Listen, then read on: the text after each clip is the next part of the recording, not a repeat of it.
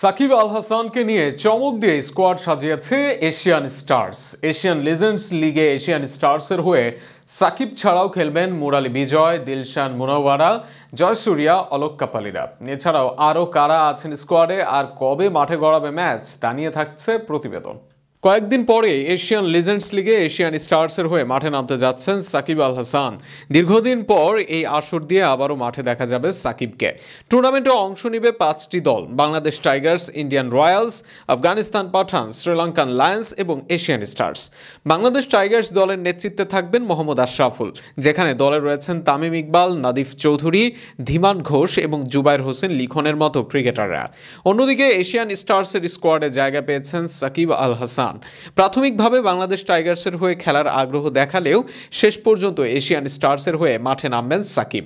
তার সতীর্থ হিসেবে থাকবেন দিলশান মুনাভিরা, কেদার যাদব, সৌরভ তিওয়ারি, হামিদ হাসান, সেকুগে প্রসন্ন ও শিহান জয়সৌরিয়ার মতো অভিজ্ঞ ক্রিকেটাররা। 10ই মার্চ উদ্বোধনী ম্যাচে আফগানিস্তান পাঠানসের মুখোমুখি হবে এশিয়ান স্টার্স।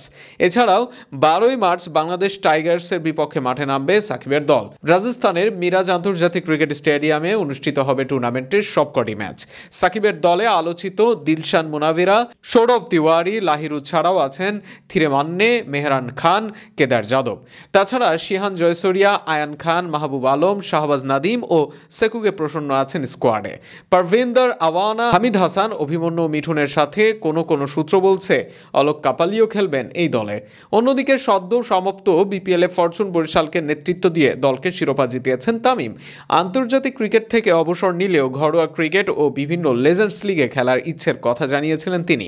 তবে এবার এশিয়ান লিজেন্ডস লিগে নাম থাকলেও সম্ভবত খেলা হচ্ছে না এই বাঁহাতি ওপেনারের।